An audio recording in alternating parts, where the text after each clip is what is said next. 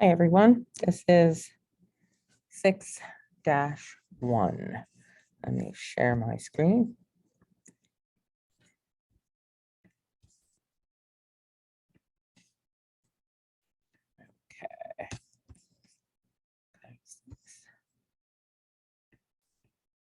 Okay, so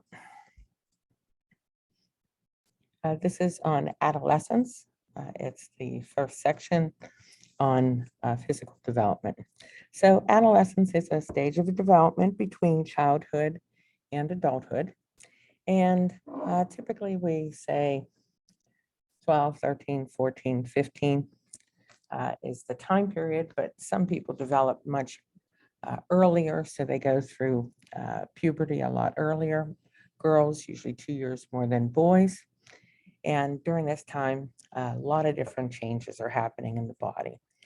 The sexual organs mature, the hips widen for girls, males, voice deepens, etc. Period begins for girls typically between ages 11 and 12, can be as early as 8.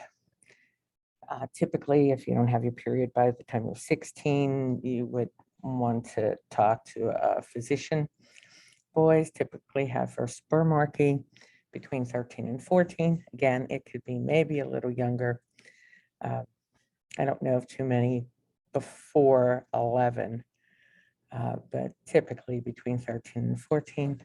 Again, if not by 16, then maybe you would want to contact your physician. So girls, early onset, it could be combination things. It could be genetics. It could be, people are just better nourished than they used to be. If they're overweight, obesity can lead to early maturation because it's the proportion of fat to muscle that plays a role in kind of spurring on puberty. And then, of course, early environmental stress for a girl can help cause the early onset of puberty. But there is a secular trend. It's much earlier than it was. Like when my mom, she was born in the 20s. Typically, girls got their first period around 14, 15, 16. But now it's much earlier, and there are a variety of different reasons why that happens. So the primary sex characteristics for girls are, of course, all the organs that have to do with reproduction, the vagina, the uterus. Secondary sex characteristics are visible signs of sexual maturity, breast buds, and then full breast development, pubic hair, etc.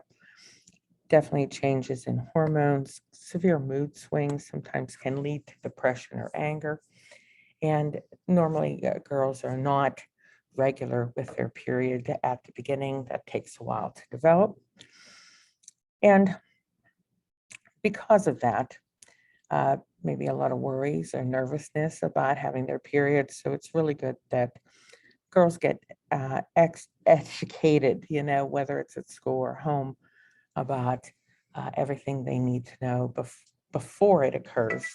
So it's not something that actually can happen before they're even aware of what's going on. Puberty in boys, of course, the growth of the penis and the scrotum. Again, around 12, takes about 4 years for the complete development. Spermarchy, that's the first ejaculation, first wet dream, usually occurs around 13. Again, maybe just a little earlier or a little later, depends on boys' development. Voice deepens and changes. Secondary sex characteristics, they may get facial hair, hair on their chest. So these fluctuations in hormones too can lead to anger and annoyance and even sometimes depression. Body image, adolescents are very much concerned about their physical changes that are occurring because it's very rapid, versus what has been occurring for the last 12 years. So body image is a huge thing. Again, boys typically do not talk about their first ejaculation. Girls tend to have a little bit more higher self-esteem, a little more awareness, Typically, they've had a talk by their mother or some older adult in their life. So it's more of a positive thing that you're now a young woman, and all the things that go on with that and the responsibilities that go with that. But sometimes girls are very unhappy with their developing body. They may not be developing at the same rate as the people in their class. So they may feel left out if they're not fully developed by a certain age. Typically, a lot of stress can be put on that because there are two extremes. If you develop very early, you're stared at, older boys are looking at you, girls your age are like, wow. So you can be ostracized or you can be the most popular person in the room. Early maturation is more positive though for boys, better at athletic because of the muscle development, more popular, better self-esteem. They tend to be more responsible. But because of that, they may tend to hang out with older crowd. So they may be more into drug use, or they may have issues at school. Girls, like I said, sometimes are uncomfortable with the body changes. They tend to be more popular if they go through it early, but not necessarily ready to deal with dating. So you may be fully developed and look like a woman at the age of 12, but you're not necessarily ready to date at the age of 12. And depending on what your culture is, will be the difference in the reaction that's going to take place. Late maturation can be difficult for boys. If they don't go through their growth spurt very early. We had a young man, his name was Donnie, and at a junior year in high school, he was very short for his age. He was maybe 5 foot, and in a matter of 8 to 9 months, he was 6 foot. I mean, there was such a large growth spurt, but kids made fun of him because he was so short at his age. Girls tend to not date as many shorter men when they're in high school. It's that kind of esteem issue that can be a problem then for young boys who don't really have a choice. How do you make yourself look taller? Dating lives suffer because of this decline in self-concept. But if they can cope with these challenges and be more assertive and more creative with using humor and their personality, girls can overlook that and it will help them feel better. Girls, though, can be overlooked and have low self-esteem if they are late maturers, very late development. It takes a while, but eventually they do catch up, and that can help because our society has such a culture of slender is much better than heavier, and that's a cultural thing. For the adolescent growth spurt, the average girl needs about 2,200 calories. Boys need about 2,800 calories. Obesity is a problem and a concern during adolescence. 1 in 5 adolescents are overweight, and 1 in 20 are obese. There are psychological consequences that are severe because of the adolescent looking at their physique. There's health concerns that can be an issue also. Obese adolescents also have an 80% chance of being obese in adulthood. Lack of exercise is not always the reason, but a sedentary lifestyle, fast food, many times, just the way that we eat in general. Everyone doesn't sit down as a family anymore and cook food. We eat on the run or in many different activities, so you don't always get that nice healthy dinner. Then there's anorexia nervosa and bulimia nervosa. Anorexia is a severe eating disorder. Individuals who refuse to eat, but they'll deny their appearance. They'll say they look fat. It's really hard to change someone's view of what they see themselves in the mirror. They may be a size 0 and this thin, but they look like they're a 12 or a 15. And that means they need to diet, and that means they may be throwing up, they may be forcing themselves to eat less. They even to the point may measure the amount of water that they take in and food that they take in, and then they measure their urine and their feces to make sure they're getting an appropriate amount out. If not, then they force themselves to throw up. 15 to 20% starve themselves to death. Typically, it affects white women more than other nationalities and ethnic groups between the ages 12 and 40, but there are cases where it is women over 40 also, but typically that's the age range. Intelligent, successful, attractive, they have money, but that doesn't make a difference because they're looking at themselves in the mirror and what they view as ugly, not acceptable. 10% of anorexics are male, and out of that, approximately half of that will be homosexual males. Very much a younger image and a fit-looking, good-looking, thin image in the homosexual community for males. Bulimia, different in the case that the person knows what they're doing. It's not that they look in the mirror and they see themselves as being too fat. No, it's a control issue. They purge, they use laxatives. It's after they've had a huge binge. So instead of eating like 2 or 3 pieces of pizza, they order a 16-piece pizza and they eat all 16 pieces.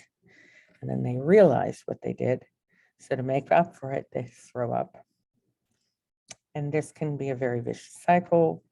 See deterioration of the teeth because of that constant stomach acid being brought up can cause heart failure.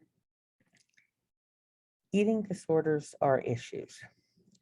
One of the problems, even in the modeling industry, that they have recognized is that anorexia is very, very, very prevalent because of this idea of thin.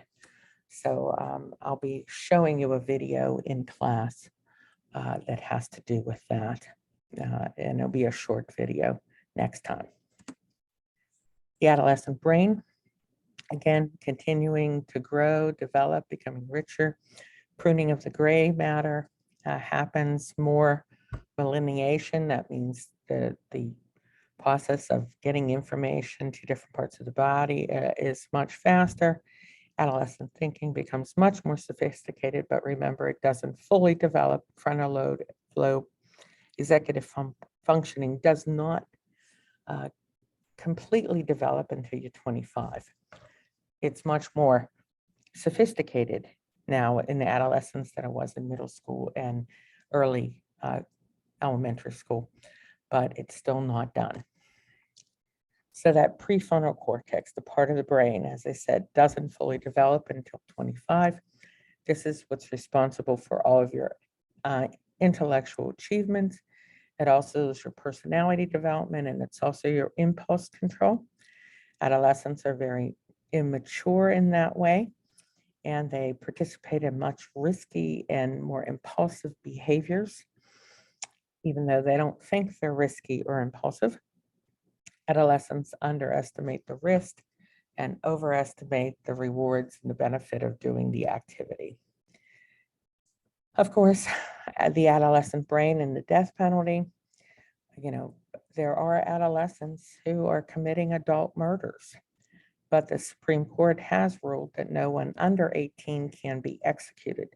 Yes, they can be punished because they committed adult crime, but we know, the neuroscientists, developmental psychologists, know that the brain is still fully development and the adolescent is not capable of making all those sound decisions because the brain is still developing. So teens don't see the consequences like an adult do, so they continue to participate in the behavior that is risky. Also, sleep deprivation. Adolescents should be getting 9 hours of sleep a night. I don't know too many adolescents that are actually getting 9 hours of sleep a night, but that's what they need. The school requires adolescents to wake up early. They tend to be the 7:30 start, and then the school districts send out buses for the younger grades at like 9 o'clock. So this is done in order to make busing more effective for schools. So the adolescents are done early, but the adolescents also have different activities after school. They may have a job, they may have a boyfriend or a girlfriend, they may be online playing games and doing different things all the way till like 1 or 2 in the morning, and then they have to get up at 6. So they're not getting the required sleep that they actually really need. So just a review like we always have, and here are your sample questions. When we talk about what can affect the developing adolescents, illegal drugs, of course. 1 in 5 seniors use marijuana daily. Adolescents use drugs to seek pleasure or escape or to fit in. They also use stimulants, things like Adderall, which is, speed, basically. It's an amphetamine. It's prescribed for ADHD, but a lot of young people buy them off of people that use them, and they take them. So they illegally are getting this attention and this focus, except there are biological problems that can occur because of this, because they can be very addictive, and especially if you don't need to take that drug, but more and more young people are trying that. Adolescents who use drugs never learn psychologically how to deal with their problems. It's an issue. It can escalate to more dangerous drugs other than Adderall or Strattera, or Ritalin. Alcohol use. More than 75% of college students have consumed alcohol in the last 30 days. More than 40% said they've had 5 or more drinks in the past 2 weeks. 76% of the high school seniors say they drink alcohol on a regular basis, and 2/5 of the 8th graders say that they've had alcohol. Problem with alcohol is binge drinking, and that's a big issue for men and women. 5 or more drinks in one setting. And there are stories of kids before they go to the football game that will down, 5 beers in a half hour. They can just barely walk. They may need their stomach pumped, depending on how sick. Then they get behind the wheel and they go to the game. Problems, it does show that it can cause brain damage. Binge drinking has always been a problem on college campuses, but now it's becoming a problem at the high school level and even at the junior high level. And just, again, some statistics that you can look at. Alcohol use, why do adolescents drink? To relieve stress and tension, makes them feel better about themselves, relieves a lot of worrying. They think everyone else is doing it, so they have to do it too. Sometimes adolescents become alcoholics, and they will actually show that dependence. They can't live without it. Teens may be genetically prone to becoming an alcoholic. It's passed on in the genetic code. So if someone in your family was an alcoholic, there's a possibility you may have that genetic place marker in your brain.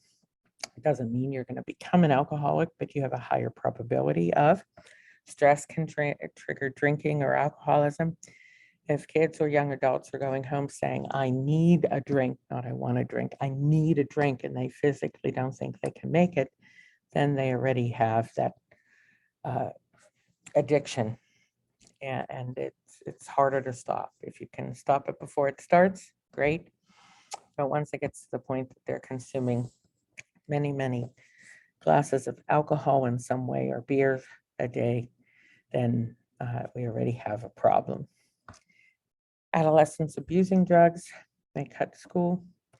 their behavior changes, their physical appearance may change. They don't really care what they look like. They tend to hang out with different people, especially people who tend to use the same drugs and alcohol as they do. Tobacco, dangers of smoking, of course, a number still smoke, but overall the numbers are decreasing of tobacco, but increasing of vaping. Vaping is a real problem. There's a lot more chemicals in vaping. People that are on it, but they're also flavored, so they get the young people hooked. They're very easy in school for a student to do this. They can do it right in class, and if the teacher isn't paying attention, do it in the bathroom. It only takes a second. So they can become addicted very quickly. Okay. Why do adolescents smoke? Again, rite of passage. People that they look up to may smoke. Cigarettes are addictive. We know that. My generation going to school, we really didn't know all the stuff that was in a cigarette. I mean, people like Walter Cronkite and these news reporters could smoke right on TV. It was what people did. But then we found out what they put into cigarettes. So there are people who smoke just, a few cigarettes early in their life, but it's an 80% chance of them becoming habitual smokers. So if you don't start, then you don't have to worry about quitting. Smoking rates have decreased because, of all the things that we have out there, information out, but they're looking for new markets. So things like menthol tends to help the taste of the cigarette. So it has been targeted, especially for African American city dwellers. Free samples were given and provided, not anymore really here in the United States, but in other countries around the world. And then STDs. 1 in 4 adolescents will contract an STD. The human papillomavirus, no symptoms, but that's a big one. Now we have a vaccine for that. All the other ones have various issues. Some are by parasites, some are by virus. Of course, AIDS would be the worst thing on the list there. In my notes on this slide, when you open it up, it tells you with each one of these different infections, how they come about. AIDS, again, 70% of the new cases are from African Americans and Hispanics. African American males have almost 8 times the prevalence as Caucasian males. More than 25 million people have died from AIDS worldwide, and another 34 million are living with the disease. That they're living with the disease is an accomplishment because we now have drugs that can help that. It's the cocktail, 3 different drugs that are used, but they're very expensive. How do you avoid STIs, sexually transmitted infections? Abstinence would be the big one, but since we know that doesn't work in many cases, safe sex, avoid exchanging body fluids, stay sober so you don't put yourself in that situation, and consider monogamy, that you're with just one partner. And again, review and questions that go with it. And then here would be the short answer question. So that is a quick overview of 6-1. And if you have any questions, then next week when I see you, please make sure that you ask me any questions about that. And thank you. I'm going to stop the recording.